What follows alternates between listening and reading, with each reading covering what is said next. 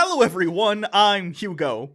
And I wish I was shot to death. And this is the Bible Reloaded, and this is a much awaited one, and I understand why. We did the trailer review for I'm Not Ashamed last year, and the amount of shit we got for that was amazing. So, before we begin, let me just say, when we're talking about the characters in this movie, we're not talking about the actual people who died in the Columbine tragedy, we're talking about the characters in this shitty movie. Yeah. Unless you think it's funnier if we're making fun of dead teenagers. Then it's the real ones. Whatever. Well, to be fair, if they hadn't been tragically shot and murdered, they'd be well into their 30s at this point. Right, so it doesn't even count. So, if you don't know, I'm Not Ashamed is Pure Flicks of God's Not Dead 1 and 2 fame. Yeah. It's their shot at talking about the Columbine school shooting. This and it highlights, and this is part 1, by the way. There will be a second part. This is highlighting Rachel Joy Scott, who was moderately famous posthumously for kind of being a Christian voice in the tragedy. They fucked this up immediately. It's super bad and exploitative, and I feel a little dirty even being associated with this now. But we must press on because this movie is trash. And you guys gotta know, so we're gonna do that. And Brad Jones did a review of this already as the Cinema Snob, and this is where his cameo would have gone if I'd remembered to email him a couple of weeks ago and asked him for a cameo. Maybe part 2, huh? Maybe. I'll Brad Jones action. We'll see. Hi, Brad. All right. Here's a shitty movie.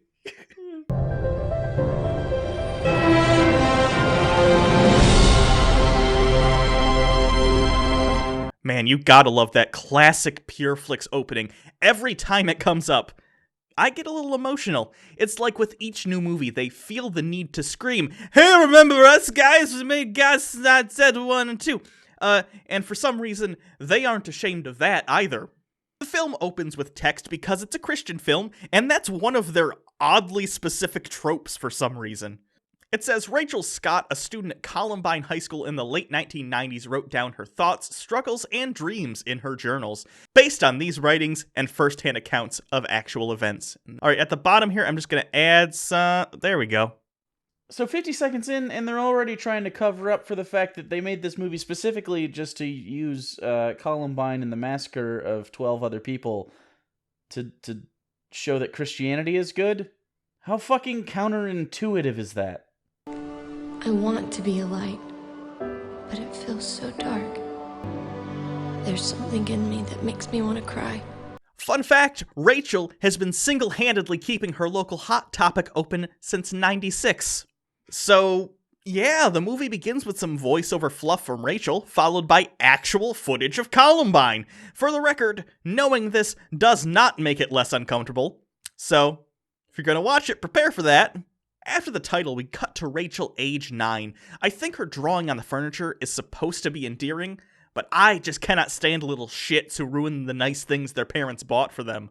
Yeah, Rachel, the manic pixie dream girl thing might be nice, but it doesn't exactly stop bullets, does it?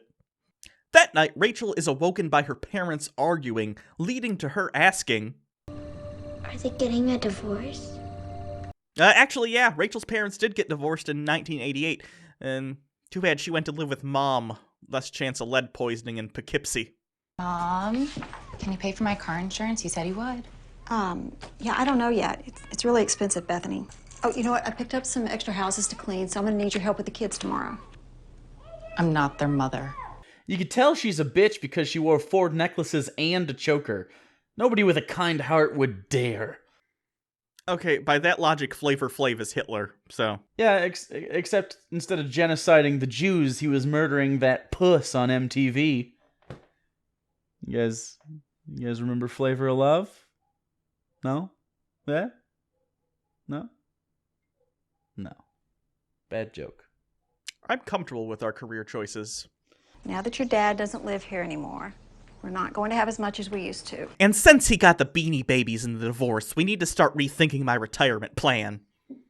This happened in the 90s, guys. Do you remember Beanie Babies? Princess Diana Beanie Baby. Do you guys even remember Princess Diana? She was also killed. Family Guy made references, jokes. Don't blame us. For the record, all accounts I can find say that Daryl, her father, was a fine dude, a pastor, and he had a good relationship with their mom. This film is kind of framing him like a deadbeat, and they'll continue to do so. I assume that's because he's not too keen on them exploiting the death of his daughter. You tell us to come to you for the things that we need. So, Lord, I pray for gas money. Mom, what about the starving veterans who protected the country against... No! So in the mornings, the family gets together and prays, but of course, Rachel is such a perfect little girl. She prays that her sister can afford car insurance. Oh, Rachel, you're so perfect it almost makes me hate you as a character.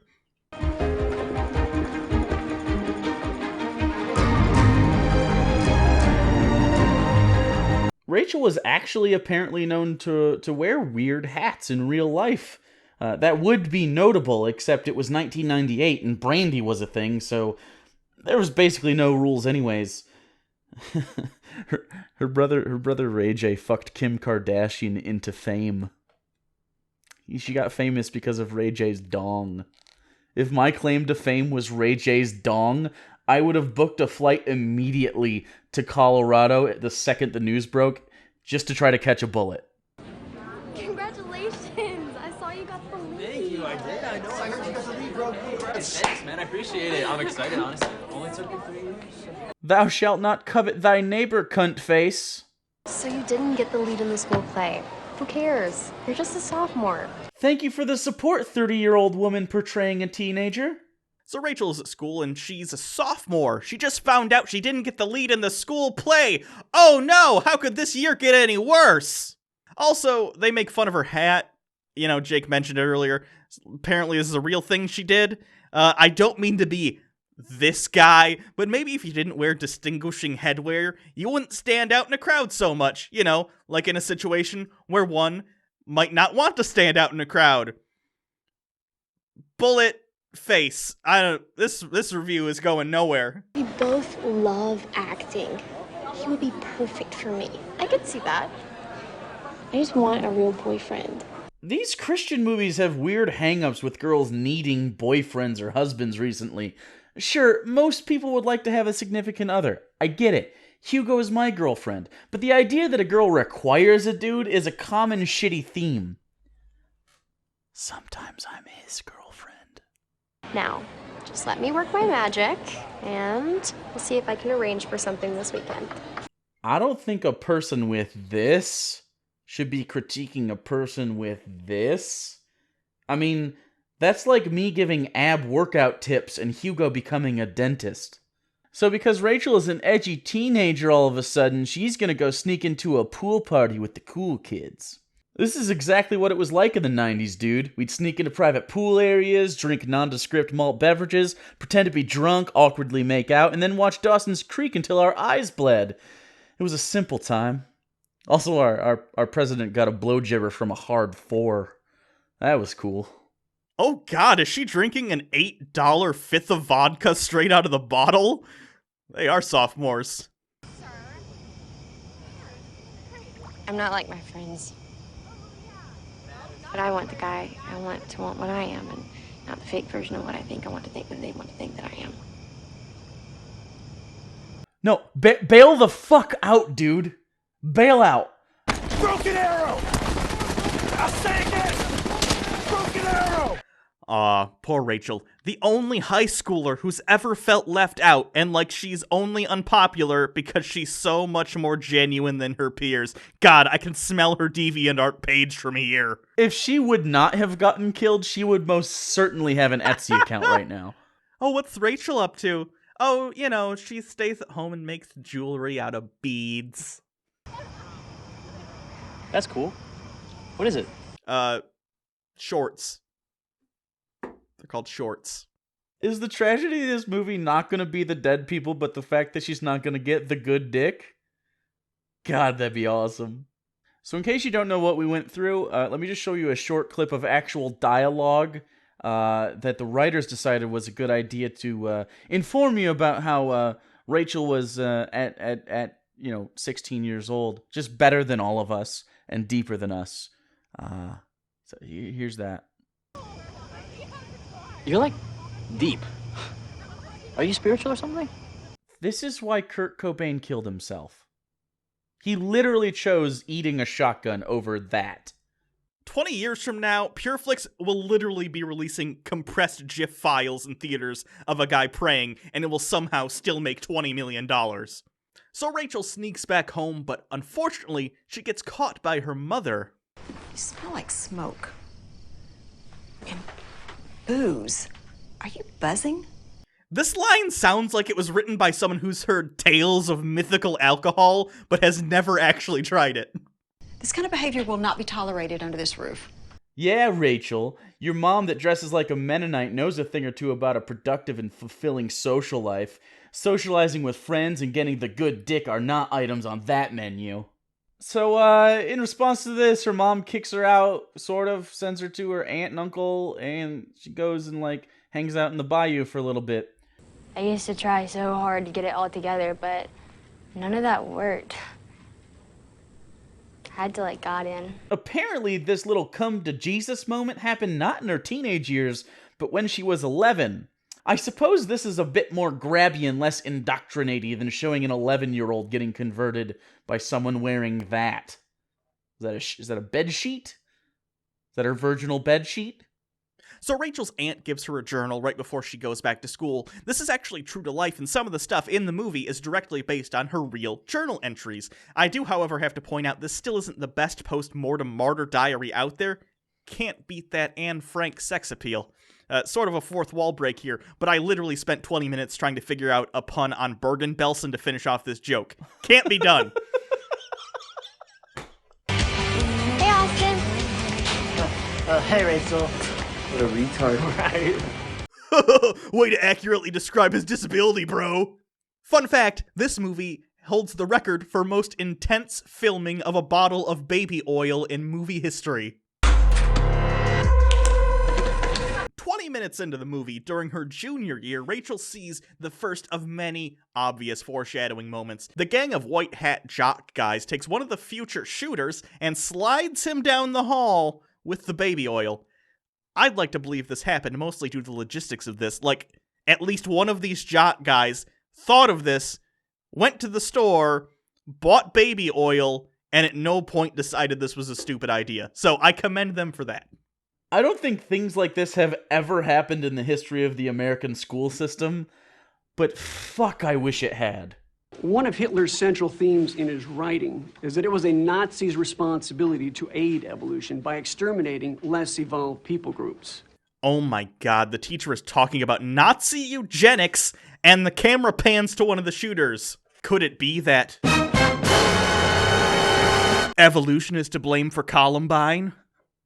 No, it's not. Seriously, this is the part where the shooter literally becomes Hitler. I am fucking shaking.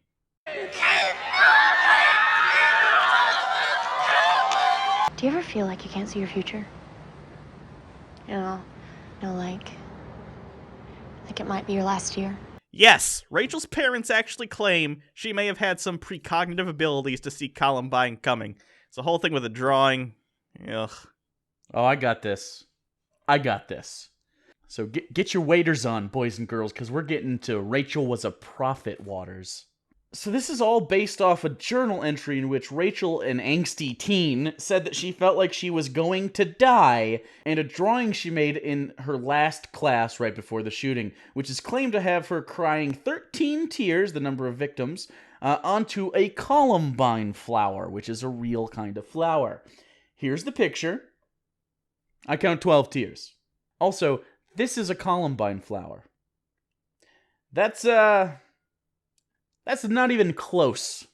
So basically, she died. It's okay. I mean, it's not okay, but it's okay to understand that she just died. She wasn't a fucking prophet. She was an angsty teenager who said she felt like she was going to die. Huh? Like, can we just not? Can we not? So Rachel is in theater this year and gets paired off with the guy she likes. If Columbine is anything like my high school, she is gonna get hella laid. What is it about theater kids that makes them so fucking horny all the time? Is it the costumes? The long periods of time after school where they spend together? Nope, it's the personality disorders. It's always the personality disorders. So according to the Journal of Eric Harris, the shooter they're portraying here, he was actually a fan of Nazis. Luckily, nobody punched Eric when he had the chance to speak his mind.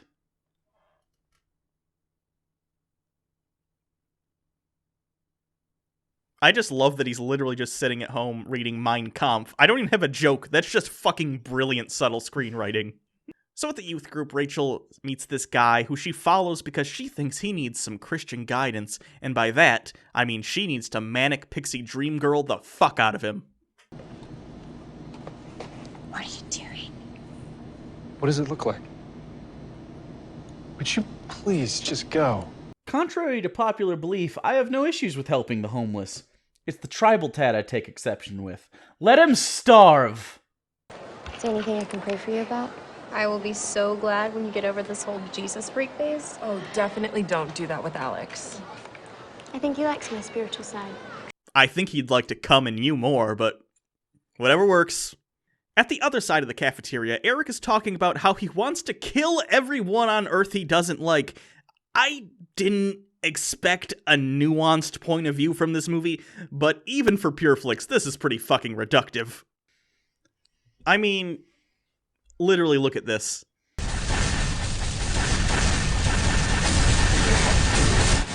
If only this was Columbine. How do I even tackle a line this on the fucking nose? Do I make fun of the delivery? Do I make a joke about video game violence? Do I mention ethics in gaming journalism just to watch the comments section burn to the ground? That one. I go with that one.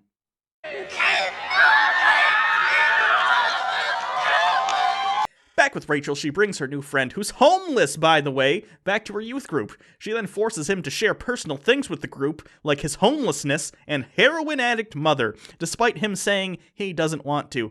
Like I said, she gets shot in the face in the end. It's fine. Ride the bus, Eric. I'm not gonna ride the bus with those idiots. Look, man, I'm not your personal taxi service. If you're not here in 5 minutes, you're dead. I know where you sleep. This delivery is so bad, I know that guy killed a baker's dozen worth of people, and I still laughed at it. So some stuff happens, and then Rachel and that one guy she wants to fuck but doesn't really want to fuck because it's impure, they sort of kiss on stage when they do play things. It's all bullshit, but what we need to focus on is this. If there is one thing I don't miss from the 90s, just one thing I had to pick, it's white guys wearing necklaces. From this Abercrombie rope necklace to gold chains, but nothing was worse than the abortion known simply as the puka shell necklace. This is what we fucking went through. You think a Trump presidency is bad? Look at this shit. I'd vote Barron Trump in as God King today if it would erase our puka shell past. Fuck your struggles. So Rachel spends more and more time with that guy and they start getting close, but where the fuck are they? Their school isn't 15 stories tall, so what the fuck is this? I thought there'd be more shooting in this movie. Pain, it gives us an energy that we can channel for our art. I mean, sometimes you need the darkness to bring the light. Okay, so take that rant I just had about the puka shell necklaces and replace puka shell necklaces with whoever wrote these fucking lines. Fuck ISIS. This is the real threat to our way of life. We can't be done. I love you.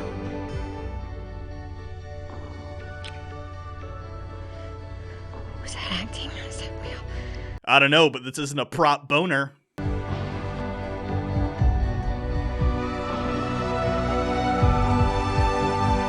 Okay, officially move it back to the necklaces. This movie is so bad it's making me waffle on the things I hate most. Okay, guys, this is the part of the movie where I have to warn you. It does get kind of intense. So what you're about to see may be inappropriate for young viewers, old viewers, and all other viewers. Also, I demand it be made into a GIF and sent to me on Twitter. Thank you.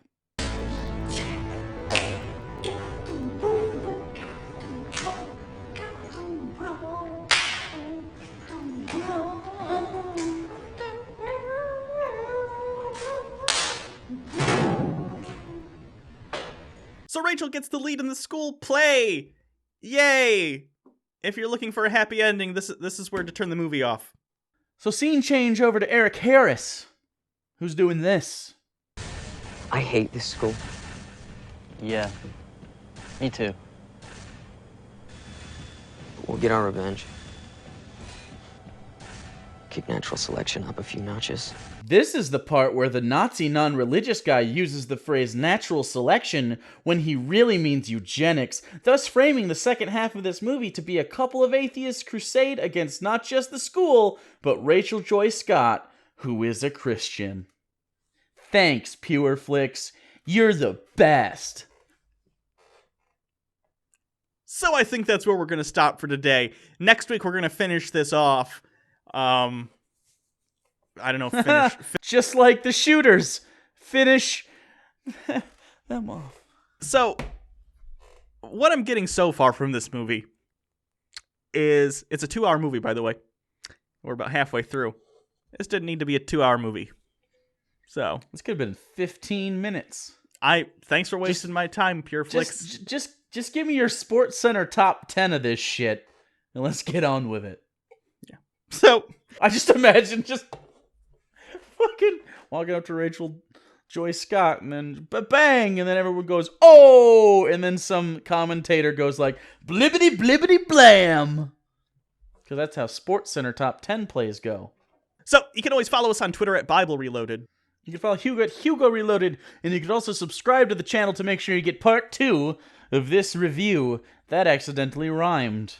If you want, you can always support the show on Patreon. We do a once-a-month patron-only hangout, which is a lot of fun. And we also do a monthly Loot Crate-style envelope thing where you either get, based on how much you are donating, signed chick tracks from us, pins, buttons, or a 3D paper pop thing you fold up with different characters from our show. And we got pens coming. New pens. They're coming, I guess.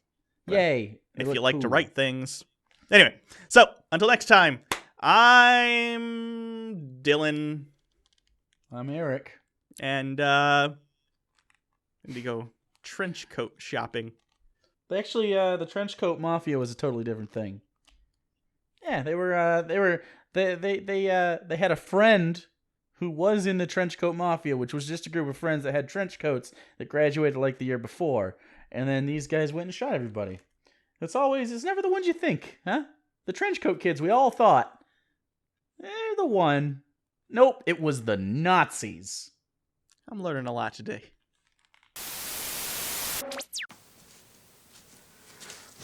Alright, so let's start this review! Guys?